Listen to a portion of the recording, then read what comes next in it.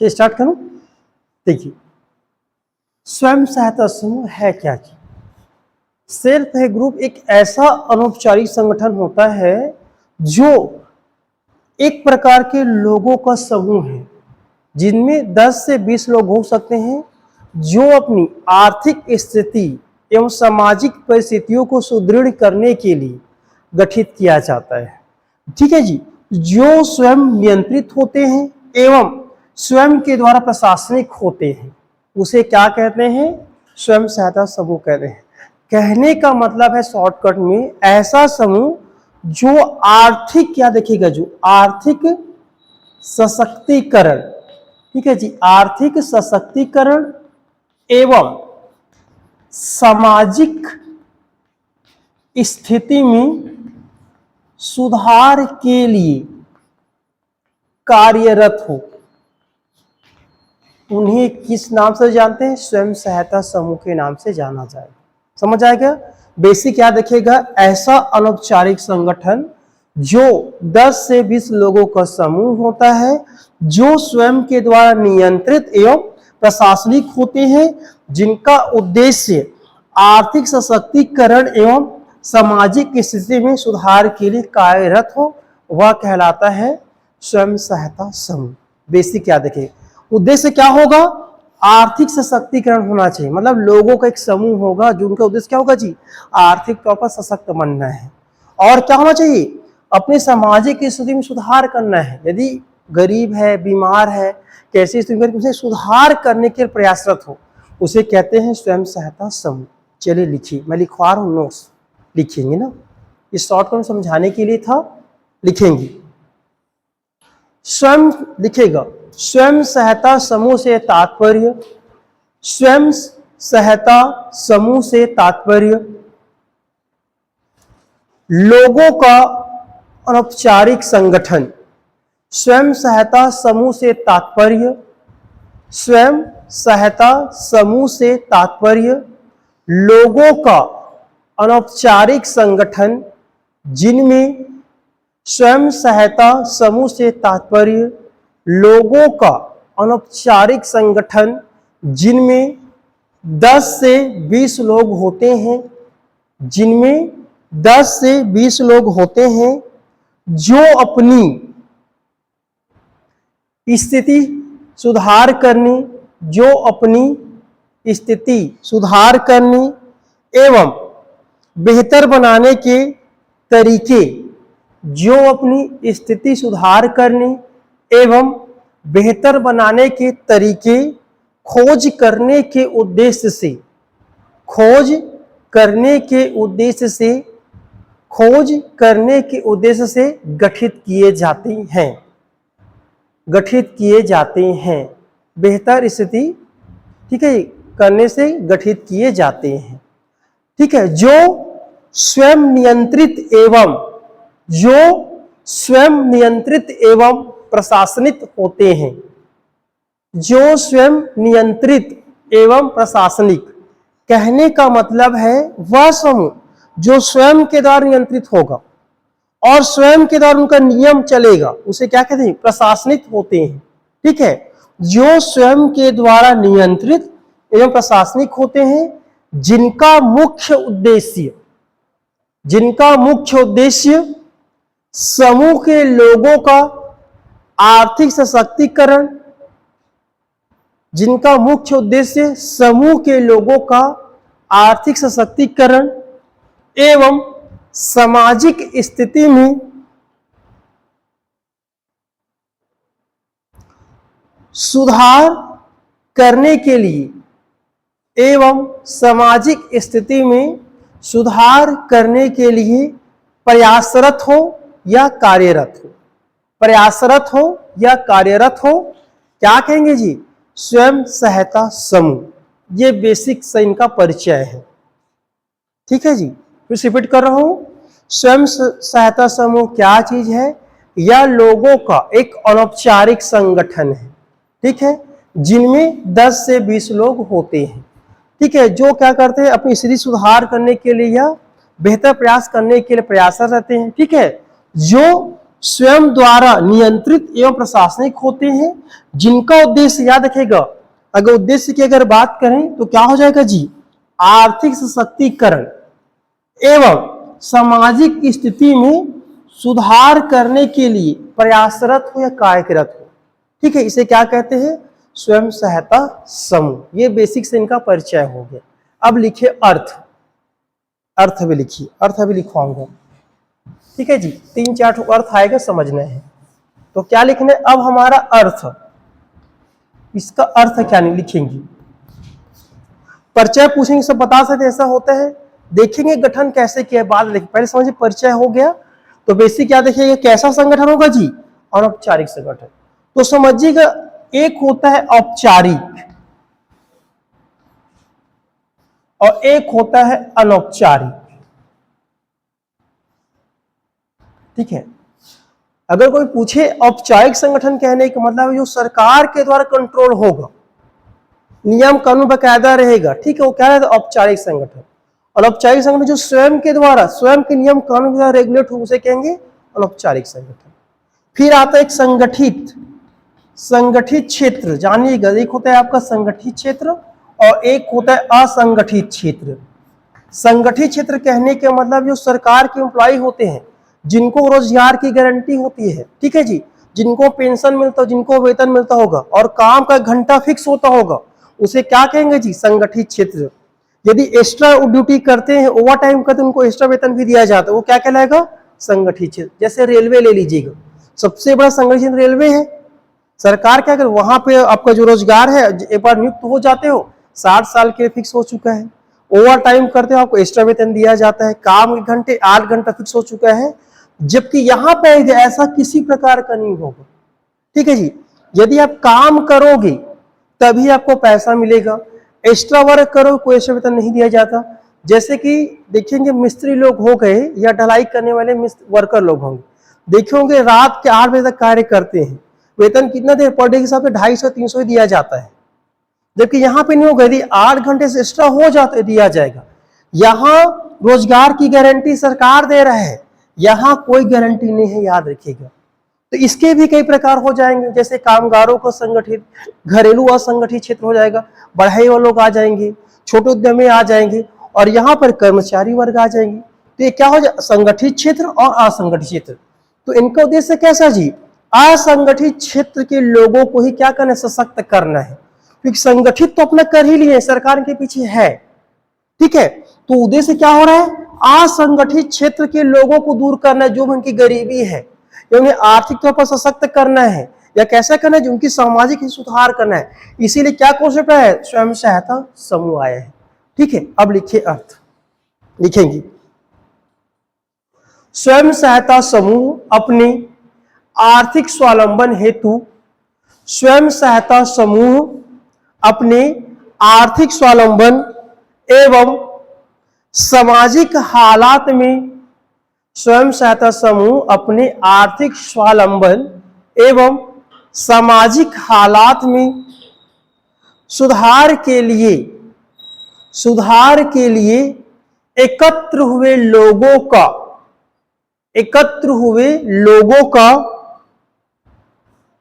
एक स्वैच्छिक संगठन है।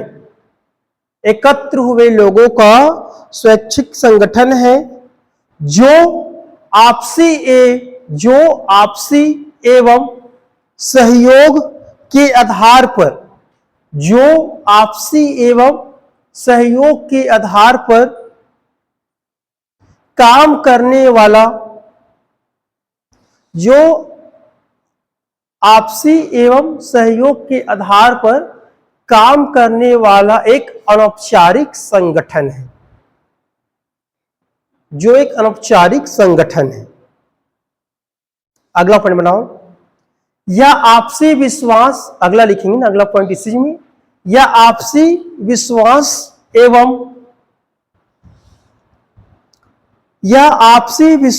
एवं सहयोग के आधार पर, यह आपसी विश्वास एवं सहयोग के आधार पर काम करने वाला अनौपचारिक संगठन होता है। या आपसी विश्वास एवं सहयोग के आधार पर काम करने वाला एक अनौपचारिक संगठन होता है। ठीक है, अगला लिखेंगे पॉइंट, स्वयं सहायता समूह को स्वयं सहायता समूह को किसी अधिनियम के तहत स्वयं सहायता समूह को किसी अधिनियम के तहत पंजीकृत करने की आवश्यकता नहीं होती। स्वयं सहायता समूह को किसी अधिनियम के तहत पंजीकृत रजिस्ट्रेशन स्वयं सहायता समूह को किसी अधिनियम के तहत पंजीकृत करने की आवश्यकता नहीं होती। अगला लिखेंगे, यह एक ग्राम या टोला या एक मोहल्ला, यह एक ग्राम या टोला या मोहल्ला, यह एक ग्राम या टोला या मोहल्ला या एक समान सामाजिक एवं आर्थिक पृष्ठभूमि से एक समान सामाजिक एवं आर्थिक पृष्ठभूमि से आने वाले एक समान आर्थिक या सामाजिक पृष्ठभूमि से आने वाले लोगों का समूह होता है।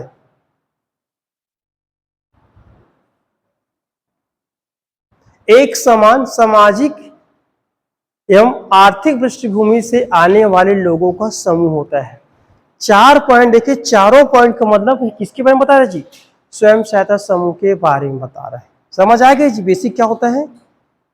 समझ आएगा? अब समझते हैं कि देखिएगा,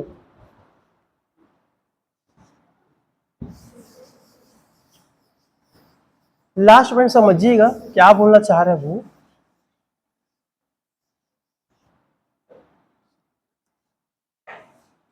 एक गांव होगा, ठीक है जी, या एक पारा होगा या टोला होगा,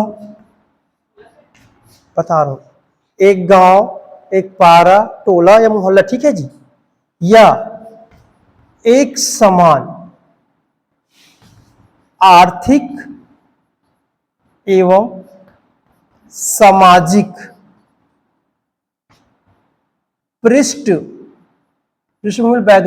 पृष्ठभूमि से आने वाले लोग। अब समझिएगा जी, जब भी स्वयं सहायता समूह गठन किया जाए, कोशिश किया जाएगा कि एक गांव के लोग ही रहे, एक ही जगह रहना चाहिए, या एक ही पारा के लोगों का क्या बन सकता है जी? एक समूह बन सकता है। टोला कहने का मतलब है पारा से छोटा बड़ा हो जाता है। जैसे कि आप भाटापारा रोड में जाओगे तो एक बस्ती बस, उसे हम टोला कह सकते हैं। उनके द्वारा भी क्या बना, एक टोला बनाया जा सकता है। उनके लोग होना चाहिए, या एक समान आर्थिक स्थिति होना चाहिए, जो सभी लोग गरीब रह रहे हैं, या सभी का सामाजिक पृष्ठभूमि एक समान हो। ऐसे लोगों को मिलकर क्या बनाते हैं? स्वयं सहायता समूह बनाया जाता है, जिनको उद्देश्य क्या होगा जी? उद्देश्य क्या होगा? आर्थिक सशक्तिकरण एवं सामाजिक स्थिति में सुधार के लिए प्रयासरत हो। ठीक है जी, याद रखिएगा। ये था इनकी प्रक्रिया के बारे में। अब लिखते हैं स्वयं सहायता की गठन कैसे करते हैं। लिखिएगा गठन, समझिएगा।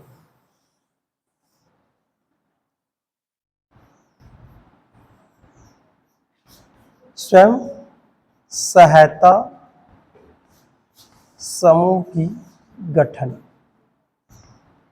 समझिएगा, कितने लोगों से बनने वाला है, तो क्या है हम देखिए, हम लोग परिचय देखे अर्थ क्या होगी। ठीक है, अब समझते हैं स्वयं सहायता समूह की गठन। तो गठन में याद रखिएगा 3 प्रकार से होता है। पहला 10 न्यूनतम होना चाहिए, अधिकतम 20 लोगों से लेकर क्या बन सकता है? समूह बना सकते हैं। तो इसे कहते हैं सामान्य स्थिति में। तो सामान्य स्थिति में क्या होता है जी? 10 से 20। लेकिन अगर पूछे कि आदर्श समूह क्या होता है, आदर्श समूह क्या होता है, तो आदर्श समूह में याद रखिएगा 12 से लेकर 16 के मध्य यदि कोई समूह बनता है, इसे कहते हैं आदर्श समूह। पूछेंगे ना जी। नॉर्मल समूह क्या कहलाएगा? 10 से 20 हो सकता है, या 10 बना सकते हो या 20 बना सकते हो। लेकिन पूछ दिया आदर्श समूह होता क्या है? 12 से लेकर 16 के बीच, या 12 बन गया, 16 बन गया, 14 बन गया, या 15 बन गया, ये क्या कहलाएगा? आदर्श समूह कहलाता है। ठीक है।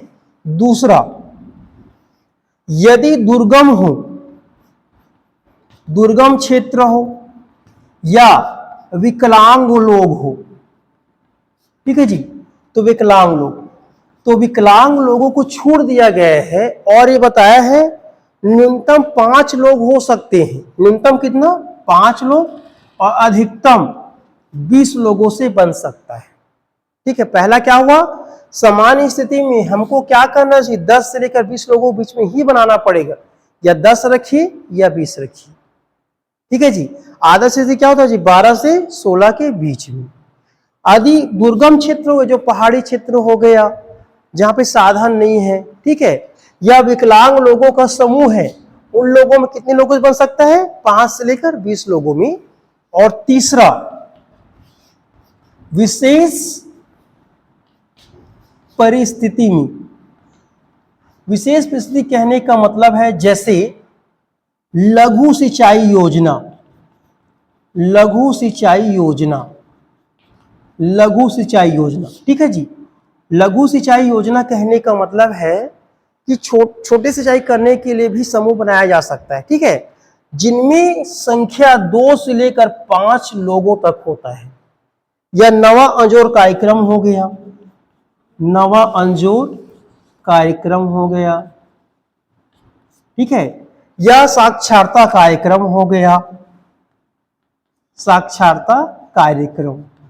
ठीक है जी। एग्जाम्पल बता रहा हूं, लघु सिंचाई योजना, नवा अंजोर कार्यक्रम, या साक्षरता कार्यक्रम, या मध्याह्न भोजन कार्यक्रम, सुने होंगे आप। उन सभी में समूह कितने हो सकते हैं? 2 से 5 लोगों को लेकर भी बनाया जा सकता है। क्योंकि इसके लिए याद रखिएगा SGSY, स्वर्ण जयंती स्वरोजगार योजना के तहत, स्वर्ण जयंती ग्राम स्वरोजगार योजना के तहत ऋण का प्रावधान किया गया है। ठीक, किसका जी? ऋण का प्रावधान किया गया है। इसलिए तीसरा समूह क्या होगा? विशेष परिस्थिति में 2 से 5 लोगों से इनका बनाया जा सकता है। ठीक है, लिख लीजिएगा। अगर ये पूछे इसका प्रावधान कहाँ किया गया है? स्वर्ण जयंती ग्राम स्वरोजगार योजना SGSY के तहत, ठीक है, विशेष परिस्थिति वाले समूहों को ऋण का प्रावधान किया गया है। लिखेंगे आगे चलकर।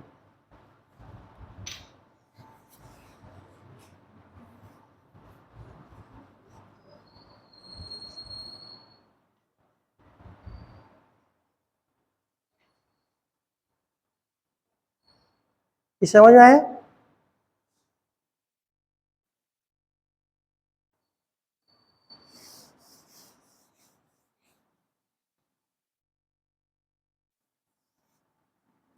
तो गठन इतने लोगों से बने जाएगा।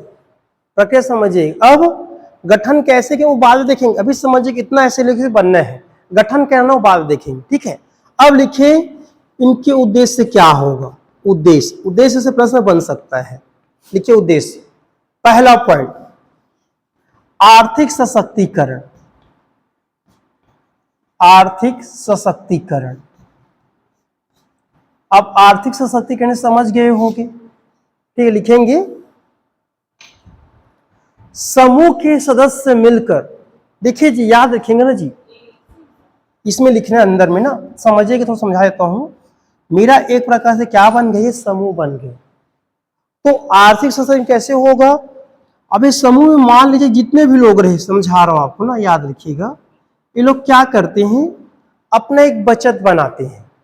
ठीक है, जैसे कि हमारे 10 लोग हैं, 10 लोग क्या कर रहे हैं? 100 रुपये बचत कर रहे हैं। तो उनके पास कितना होगा? 1000 रुपये आ गया। आया कि नहीं आया? 1000 रुपये। अब इस 1000 रुपये को किसी दूसरे को क्या देंगे जी? ऋण देंगे। ऋण देंगे, तो ऋण देंगे तो इसके बदले से क्या प्राप्त होगा? ब्याज। अब इस ब्याज का जितने ग्रुप है सब के बीच क्या होगा? डिवाइड हो जाएगा। तो कहीं ना कहीं क्या हो रहा है? उनका आर्थिक सशक्तिकरण हो रहा है। ठीक है।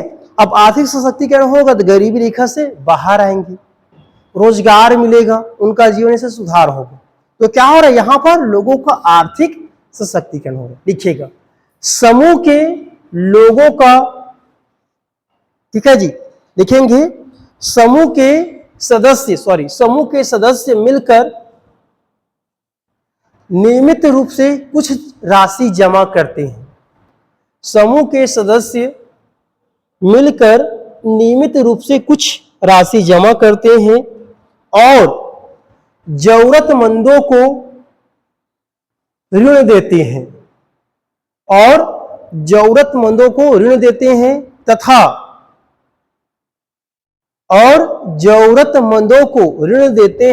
तथा ऋण के बदले कुछ ब्याज प्राप्त भी होता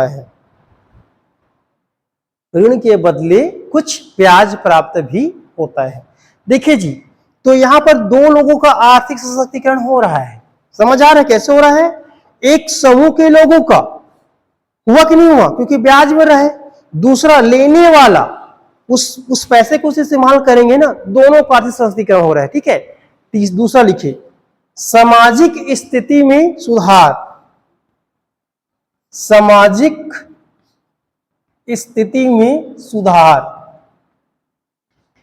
लिखेंगे सामाजिक स्थिति में सुधार, लिखेंगे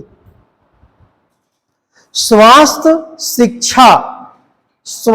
शिक्षा और सामाजिक कुरीतियों के खिलाफ, स्वास्थ्य शिक्षा और सामाजिक कुरीतियों के खिलाफ जागरूकता फैलाना।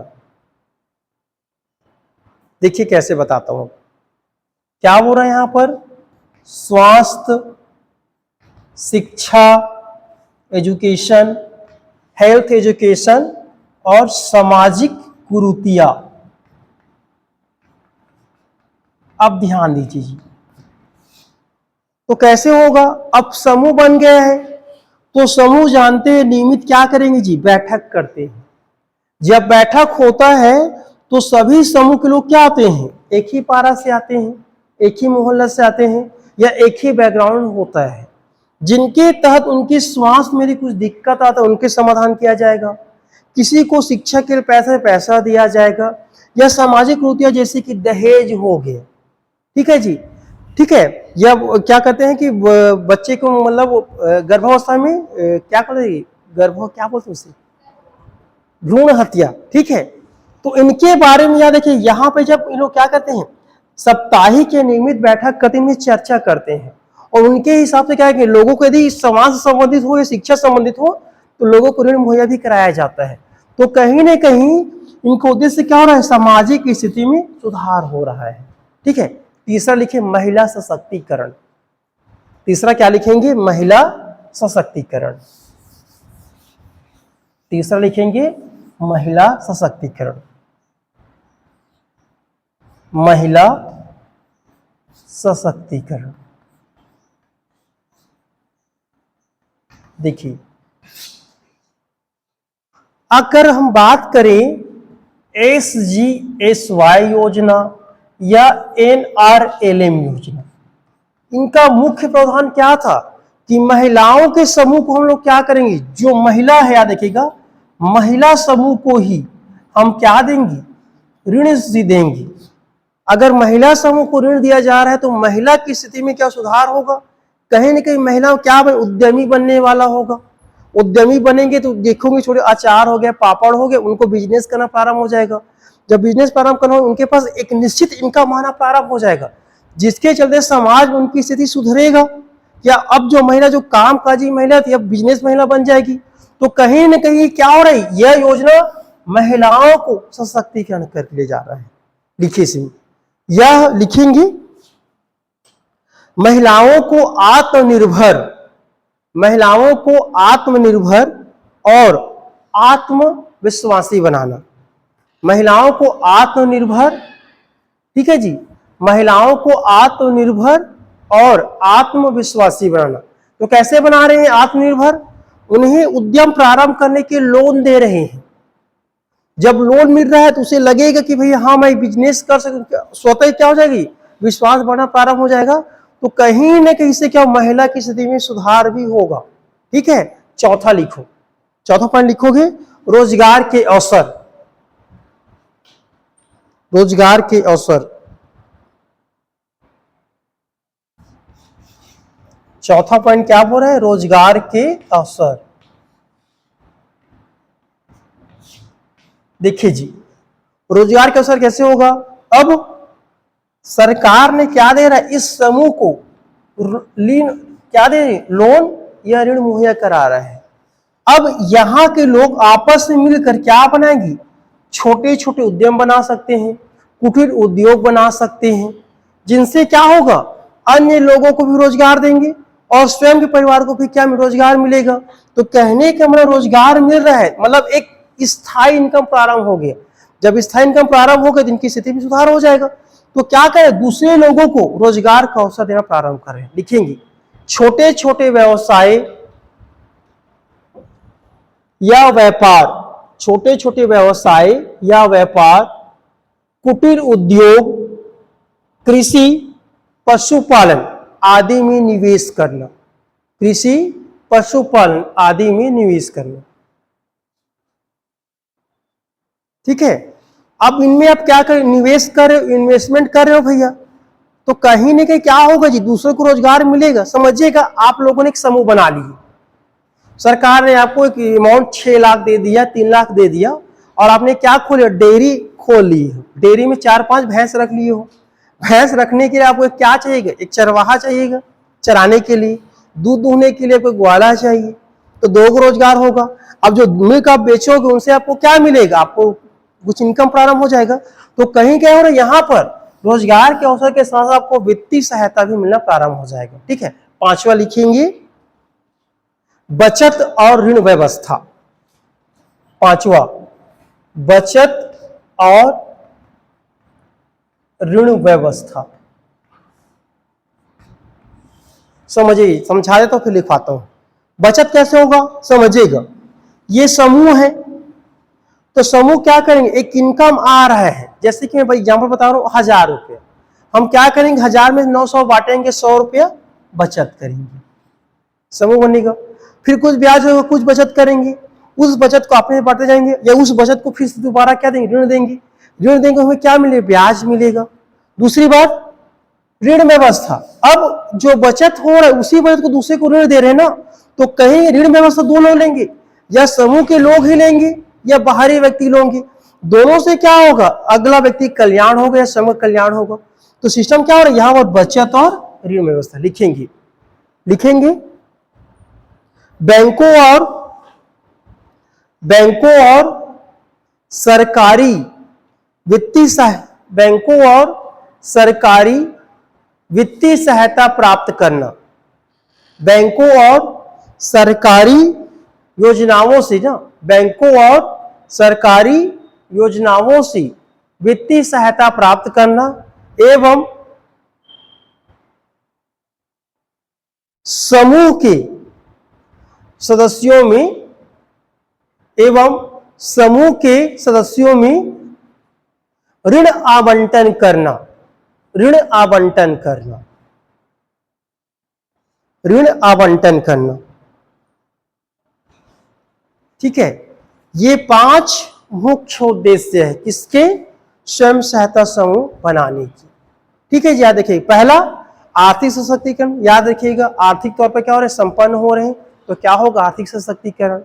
दूसरा, सामाजिक स्थिति में स्वास्थ्य, शिक्षा हो गए या सामाजिक रुचियों के बारे में क्या करना, जागरूकता फैला रहे हैं, तो महिला क्या हो रहा है, यहाँ पर सामाजिक स्थिति में सुधार हो रहा है। तीसरा, महिला सशक्तिकरण, महिलाओं को मौका दिया जा रहा है, महिलाओं को उद्यमी बनने का मौका दिया जा रहा है, तो क्या होगा, महिला सशक्तिकरण होगा। चौथा, रोजगार के अवसर, लोगों को रोजगार दिया जा रहा है, क्योंकि आप उद्यम डालोगे लोगों को रोजगार मिलेगा, तो क्या रोजगार के अवसर मिल रहा है। 5वां, बचत और ऋण व्यवस्था, बैंकों से आपको क्या मिलेगा जी, ऋण मिलेगा, उनसे आप बचत करोगे और बचत को ऋण मुहैया कराओगे। तो कहीं ना कहीं ये 5 क्या है, इस समूह के उद्देश्य है। अब लिखो, समूह कैसे काम करता है, समूह कैसे काम करता है।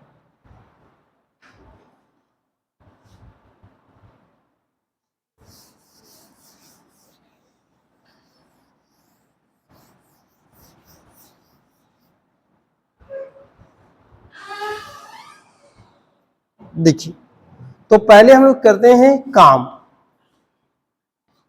कैसे करता है। ठीक है जी, एक एक पॉइंट समझाता हूं कैसे करेगा। तो सबसे पहला पॉइंट समझिएगा, यदि समूह में मान लिया जाए, समूह में सदस्य लोग नियमित बचत करते हैं, नियमित बचत करते हैं, समझिएगा कैसे नियमित बचत करने वाले हैं। मान लिया जाए एक हमारा समूह है, इस समूह में लोगों की संख्या कितने मान लिया जी, 20 लोग मान लिए। प्रति 20 व्यक्ति, याद देखिए 20 क्या है, व्यक्ति है, और प्रत्येक व्यक्ति, ठीक है जी, 100 रुपया क्या कर रहा है, बचत कर रहा है। और ये बचत को याद रखिएगा अपना नियमित हिस्सा कहां दे रहा है, इस समूह में दे रहा है। तो 20 लोग हैं, 100 रुपया दे रहे हैं, तो कितना आ जाएगा जी, 2000 रुपया आया इनके पास। मतलब अब जो स्वयं सहायता समूह है इनके पास कितनी पूंजी हो गई, 200 रुपए की, 2000 की पूंजी आ गई है। तो दूसरा स्टेप हम लोग क्या करेंगे, इस राशि को क्या करेंगे, ऋण देंगे, ऋण आवंटन। दूसरा क्या हो जाएगा, ऋण आवंटन। अब ऋण आवंटन करेंगे, तो ऋण आवंटन करोगे चाहे ब्याज के साथ या बिना ब्याज की, वो आपके ऊपर है, बिना ब्याज की या बहुत कम ब्याज के साथ क्या देता है, ऋण को दिया जाता है। मान लिया जाए बहुत कम ब्याज ऋण दिया जा रहा है, तो क्या होगा जी, पुनर्भुगतान होगा, मतलब ऋण की क्या होगा, अदायगी होगा। जब ऋण का अदायगी होगा तो 2000 भी मिलेगा वापस, इस 2000 के साथ हमें बकायदा क्या मिलेगा, ब्याज मिलेगा। तो हमारा मूलधन, तो क्या हो रहा है जी, हमारा मूलधन अब क्या हो गया, बढ़ना प्रारंभ हो गया। तो बढ़ना प्रारंभ होगा, फिर से हम लोग क्या करेंगे, फिर से इसका ऋण आवंटन करेंगे, जिसको जरूरत होगा वो ले लेगा, एक निश्चित ब्याज लेते जाएगा, और ऐसे करते करते हमारा समूह क्या बनेगा, एक बड़ा समूह होने प्रारंभ हो जाता है। ठीक है, फिर क्या करेंगे, फिर से समूह के बीच में ही क्या करेंगे, ये लोग हमेशा अपना क्या करेंगे, लोन या ऋण देने का काम करेंगे। तो स्टेप बाय लिखवा रहा हूं, आपको समझ आ जाएगा। देखिए, पहला, समूह के प्रत्येक सदस्य हर महीने या हफ्ते में कुछ निश्चित राशि जमा करते हैं। समूह के प्रत्येक सदस्य हर महीने कुछ निश्चित राशि जमा करते हैं। दूसरा, जमा हुई राशि को जरूरतमंद व्यक्ति को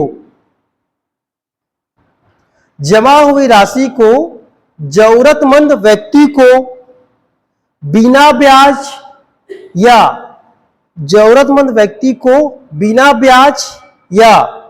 कम ब्याज के साथ ऋण दिया जाता है। जमा हुई राशि को जरूरतमंद व्यक्ति को कम ब्याज या बिना ब्याज की ऋण दिया जाता है। तीसरा, बैंक और सरकारी योजनाओं से, ठीक है जी, बैंक और सरकारी योजनाओं से लोन लेकर व्यापार शुरू करना। समझिएगा तीसरा पॉइंट। तीसरा क्या बोल रहा जी, बैंक एवं सरकारी योजनाओं से ऋण लेकर व्यापार करना। अब ध्यान दीजिए, ये तो छोटी बचत होगी, स्वयं के द्वारा हो गया। अब हो सकता है कि समूह को उतना पैसा बच ही नहीं रहा है, तो कहां से उद्यम प्रारंभ करेंगे, व्यापार कहां प्रारंभ करेंगे। इसके लिए सरकार, याद रखिए मैंने बताया था NRLM हो गया, जिसके तहत 12वीं पंचवर्षीय ने 29,000 करोड़ प्रावधान रखा गया था। ठीक है जी, या SGSY के तहत अलग से प्रावधान किया गया था।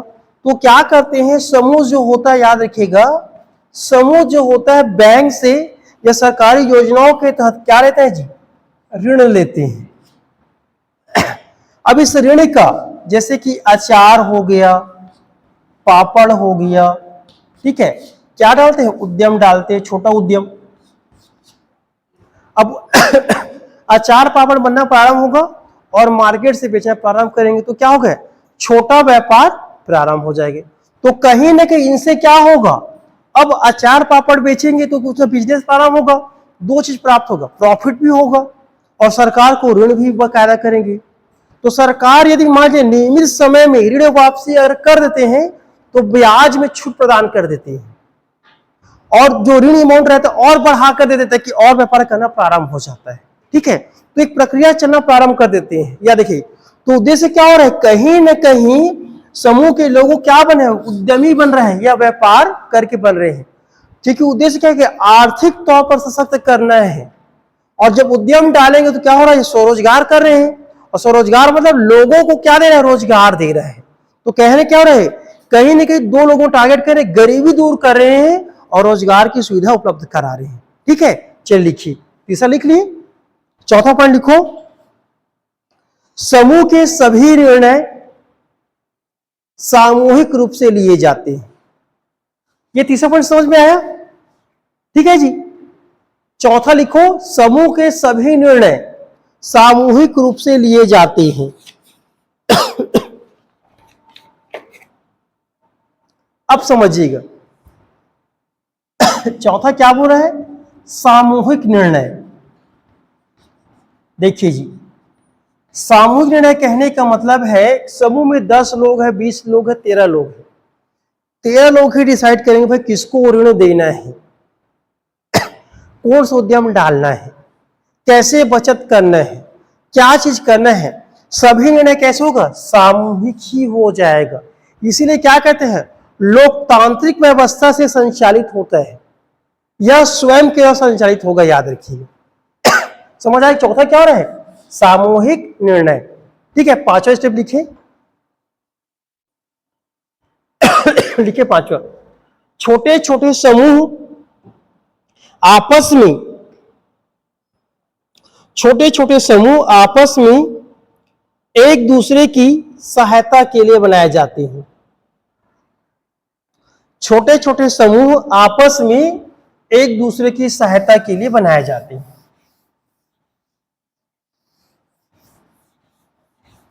आप समझिएगा जी, जैसे एग्जांपल आपको बता रहा हूं मैं, एक ग्राम है, ठीक है, एक ग्राम में 3 से लेकर 4 तक का आपका समूह है।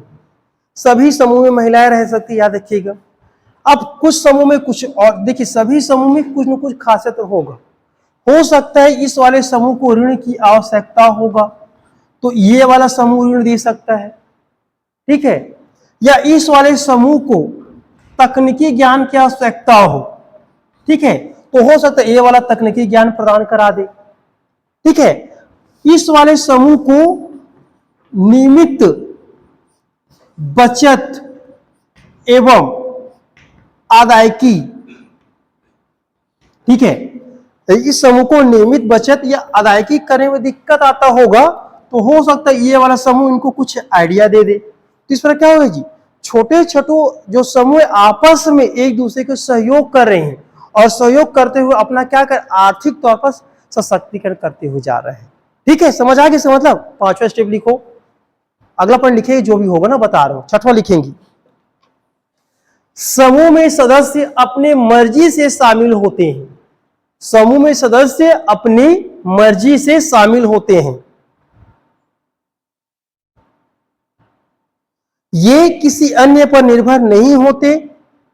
समूह में सदस्य अपनी मर्जी से शामिल होते हैं, किसी अन्य पर निर्भर नहीं होते एवं अपनी सहायता स्वयं करते हैं, एवं अपनी सहायता स्वयं करते हैं। देखिए जी, फिर ये हमारा समूह हो गया। ठीक है, तो याद रखेगा समूह में बेसिक 10 से 12 लोग बना रहे हैं हम लोग। तो भाई ये 12 लोग जो है अपने आप क्या कर रहे हैं, अपनी मर्जी से शामिल हो रहे हैं ना। ऐसा तो नहीं करें मैं कोई जबरदस्ती ला के आज आप अपन में शामिल होते हैं, एक समूह बना लेते हैं। तो ये क्या हो रहा है, अपनी मर्जी से जब ये शामिल हो रहा है तो स्वयं को कार्य करना पड़ेगा ही, तभी तो क्या होगा जी, स्वयं सहायता समूह बनेगा ना। अगर मान लीजिए किसी समूह में 3 पदाधिकारी आगे देखेंगे, एक होगा अध्यक्ष, कोषाध्यक्ष, सचिव होंगे, ठीक है। अगर तीनों लोग अच्छे से कार्य करेंगे तो बाकी समूह का औचित्य क्या रहेगा, ठीक है। तो याद रखिए, आगे देखेंगे नियमित बैठक होगा तो सभी लोगों को उपस्थिति अनिवार्य रहता है, याद रखिएगा। तो क्या हो रहा है जी, यहां पर सभी व्यक्ति को अपना काम खुद करना पड़ेगा, क्योंकि जो समूह क्या कर रहे हैं, हर किसी को अपने मतलब अपने को आगे बढ़ाने के लिए स्वयं से क्या लेंगे, इस समूह से ऋण लेगा, तो स्वयं को करना पड़ेगा ना। याद रखिए, इसे क्या बोल रहा है कि समूह के लोग अपनी मर्जी से शामिल होंगे और अपने आप स्वयं कुछ न कुछ कार्य करेंगे, ठीक है जी। अगला, सभी सदस्यों द्वारा किसी बैंक में खाता खोलकर, सभी सदस्यों द्वारा किसी बैंक में खाता खोलकर एक राशि जमा की जाती है। सभी सदस्यों द्वारा एक बैंक में खाता खोलकर एक राशि जमा की जाती है। बैंक उस जमा को स्वीकारता है। बैंक उस जमा को स्वीकारता है और समूह जरूरतमंद सदस्य को ऋण देता है, और समूह जरूरतमंद सदस्य को ऋण देता है और उनकी लेन देन का हिसाब रखता है, और समूह जरूरतमंद सदस्य को ऋण देता है और उनकी लेन देन का हिसाब रखता है। समझिए जी, यदि कोई बैंक है, इस बैंक में समूह है, याद रखिएगा समूह में संख्या कितना हो गया, 20 बना रहा हूं यहां पर, समझिएगा।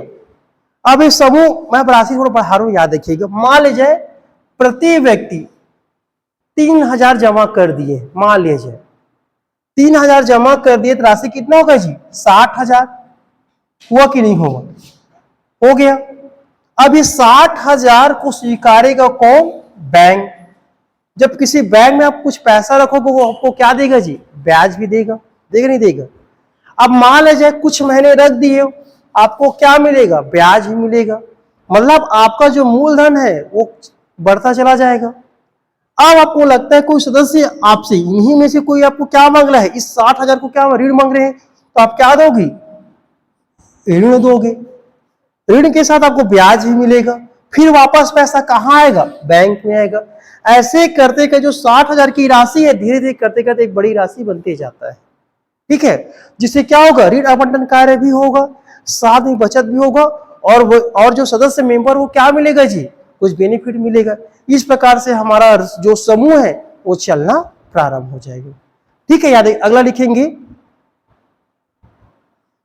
यदि सदस्यों की संख्या 20 से अधिक है, यदि सदस्यों की संख्या 20 से अधिक है तो छत्तीसगढ़ सोसाइटी पंजीकरण अधिनियम के तहत, तो यदि समूह में सदस्यों की संख्या 20 से अधिक है तो छत्तीसगढ़ सोसाइटी पंजीकरण अधिनियम 1974 के तहत पंजीकृत कराना अनिवार्य है।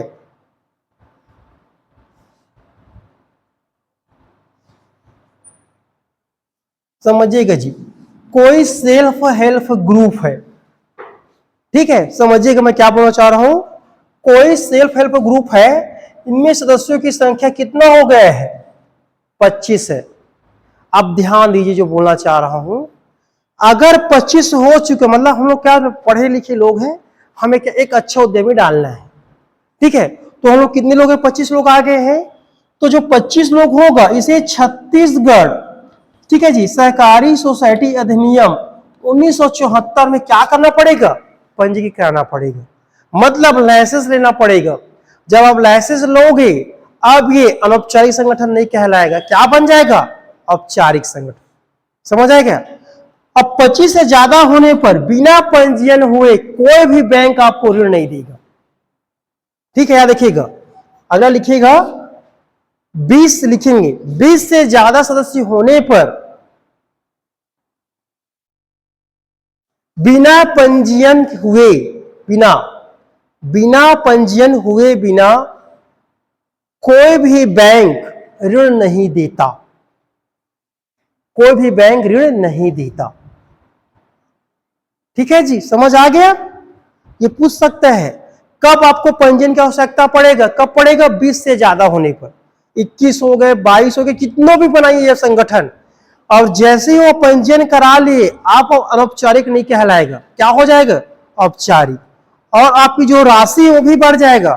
ठीक है, या देखिएगा, लेकिन यदि 20 से कम है तब आपको योजना के तहत ऋण दिया जाता है। इसे हम लोग क्या कहते हैं, अनौपचारिक संगठन कहा जाता है। मतलब किसी प्रकार की आपको फॉर्मेलिटी का आवश्यकता नहीं होता है। सरकार या बैंक ने क्या एक निश्चित प्रारूप में फॉर्म बना के रखे हैं, उस फॉर्म को बैंक में जाके आपको सबमिट करना पड़ता है, उसके हिसाब से आपको लोन मिल जाता है। लेकिन यदि आपका संगठन 25 या 20 से ज्यादा हो जाता है, आप क्या बन, औपचारिक संगठन बन जाते हो, आपको एक योजना वहां प्रस्तुत करना पड़ेगा भैया। आपको परियोजना जो बना रहे उनको वहां पर सबमिट करना पड़ेगा कि ये योजना हमारा ये मॉडल है, ऐसा कहकर, तब जाके आपको क्या देंगे, अमाउंट देंगे। क्योंकि औपचारिक संगठन में अमाउंट बहुत बड़ा हो जाता है, समझ रहे हो, जबकि यहाँ पे अमाउंट कम रहता है, तो इतना तामझाम करने की आवश्यकता नहीं रहता। याद रखें, अधिकतम लिमिट 6 लाख तक रहता है। इसमें जी औपचारिक संगठन देखेंगे आके, जबकि इसमें 6 लाख से प्रारंभ होगा अधिकतम, तो 6 लाख ज्यादा देगा, मतलब बैंक के सरकार क्या रहे, पैसा फंसा रहे हैं, तो आसानी से देगा नहीं ना भैया, कुछ तो करना पड़ेगा। इसीलिए क्या हो रहा है जी, आपको पंजीकृत कराना पड़ेगा, और पूरी जानकारी कहां होगा, छत्तीसगढ़ सोसाइटी पंजीकृत अधिनियम 1974 के तहत आपको पूरा डाटा वहां पर रहेगा। यदि आप फ्यूचर में लोन नहीं दे पाए तो क्या कैसे रिकवरी किया जाएगा, सभी उसमें प्रावधान रहेगा। ठीक है, अगला पढ़ लिखो। समूह में शामिल लोग अपनी सुविधा अनुसार बचत करते हैं। समूह में शामिल लोग अपनी सुविधा अनुसार बचत करते हैं एवं समूह की बचत फंड में शामिल करते हैं। एवं समूह की बचत फंड में शामिल करते हैं। समूह के लोग सुविधा अनुसार बचत करते हैं एवं समूह की बचत फंड में शामिल करते हैं तथा समूह के सदस्यों को जरूरत के हिसाब से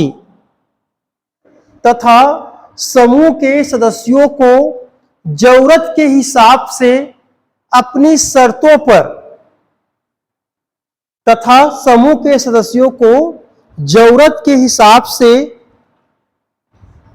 अपनी शर्तों पर ब्याज के साथ ऋण देती हैं।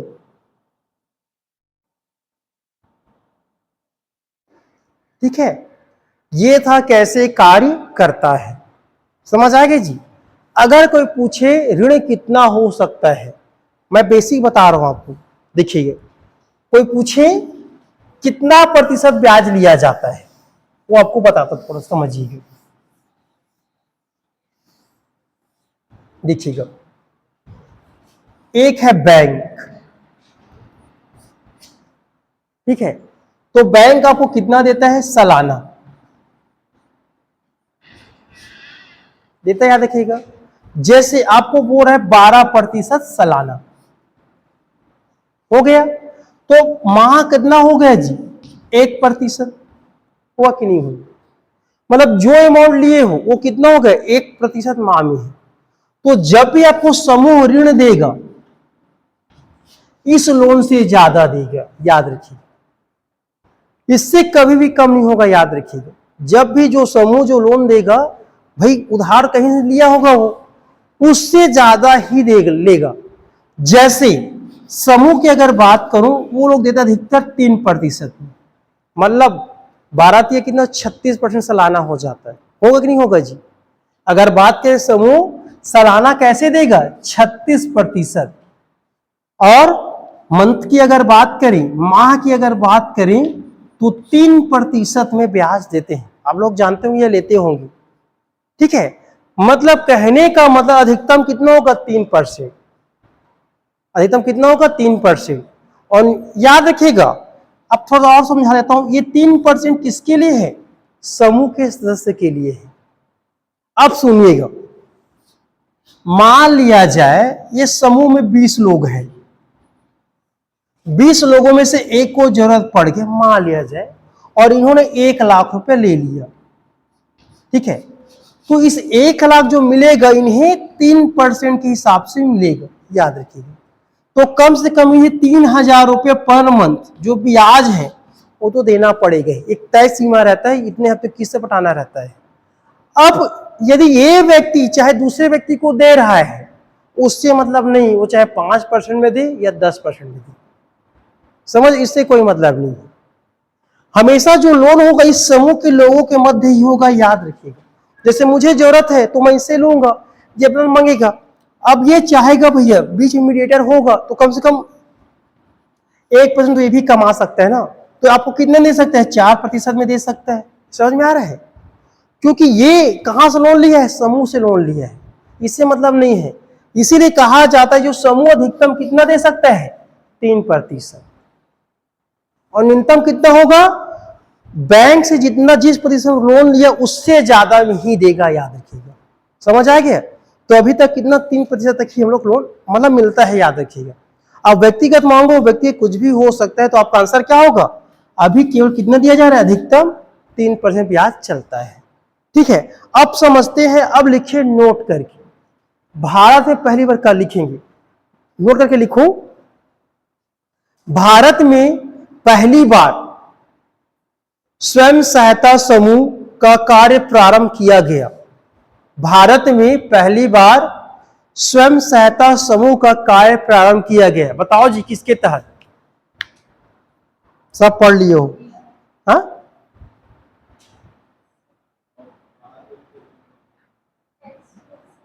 हाँ, भारत में सबसे पहले समूह कार्य प्रारंभ, उसे आरंभ तो एक संगठन बन गए जी, वो अलग था, वो तो पुरुष लोगों का था। महिला याद रखिएगा, स्वर्ण जयंती ग्राम स्वरोजगार योजना के तहत 2 प्रावधान किया गया था, व्यक्तिगत और सामूहिक। तो सामूहिक तौर पर क्या देखिए, स्वयं सहायता समूह लिख लीजिएगा। तो भारत में पहली बार स्वयं सहायता समूह कार्य करना प्रारंभ किया स्वर्ण जयंती ग्राम स्वरोजगार योजना के तहत, स्वर्ण जयंती ग्राम स्वरोजगार योजना के तहत। जबकि इसको अंडरलाइन कीजिएगा, जबकि समूह परिपक्व हुआ, जबकि समूह परिपक्व हुआ या लोगों को आर्थिक लाभ हुआ,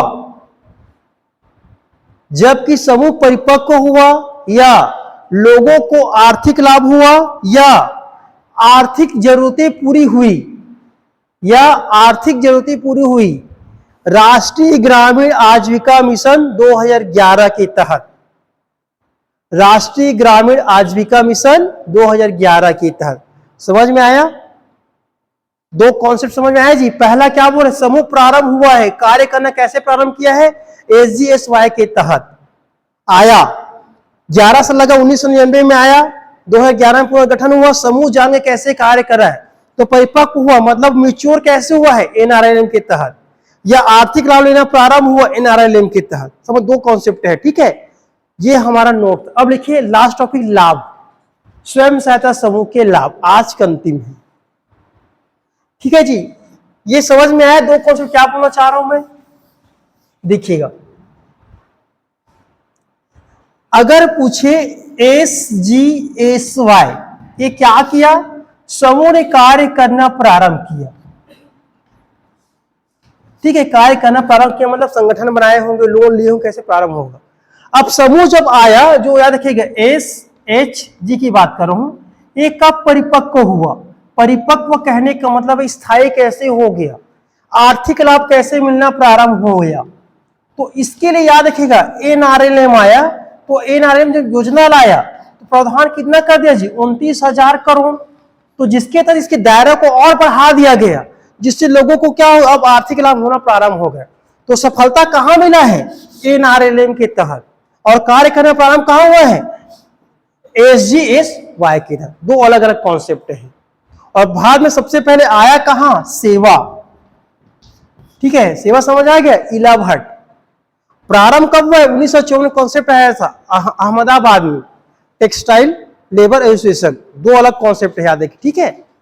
अगला लिखेंगे समूह, स्वयं सहायता समूह के लाभ, अंतिम टॉपिक है आपका। देखिए पहला पॉइंट, आर्थिक रूप से आत्मनिर्भरता बढ़ना। आर्थिक रूप से आत्मनिर्भरता,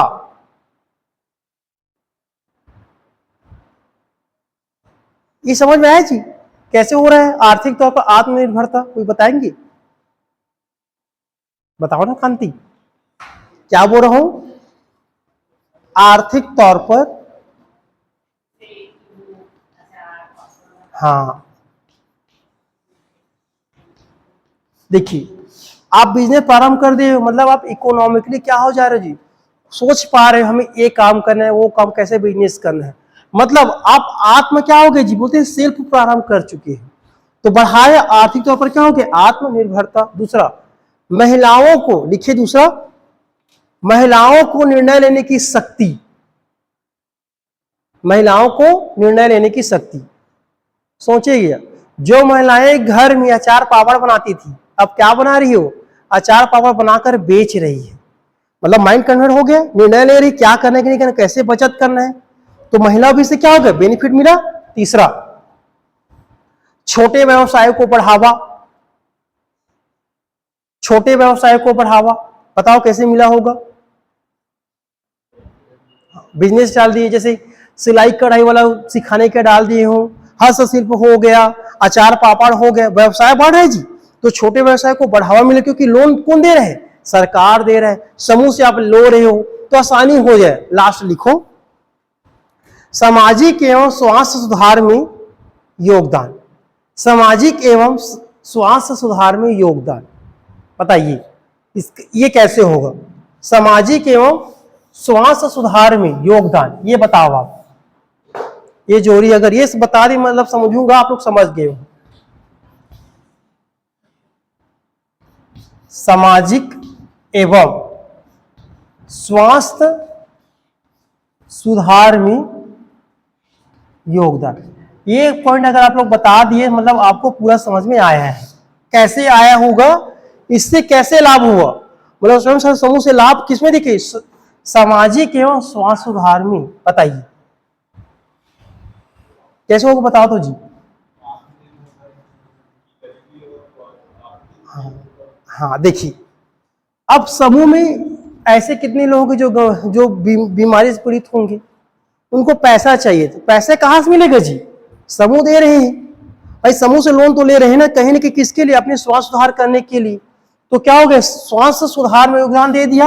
अब सामाजिक स्थिति, कहने का मतलब है समाज में लोग अपनी स्थिति सुधार कर रहे हैं, जो गरीब थे, गरीब से किस निकल के आ रहे हैं, सक्षम परिवार हो जा रहे हैं, मतलब उनकी स्थिति सुधार हो रहा है, ये इनके लाभ थे, बाकी कल करेंगे, ठीक है, यही रखें, चलिए।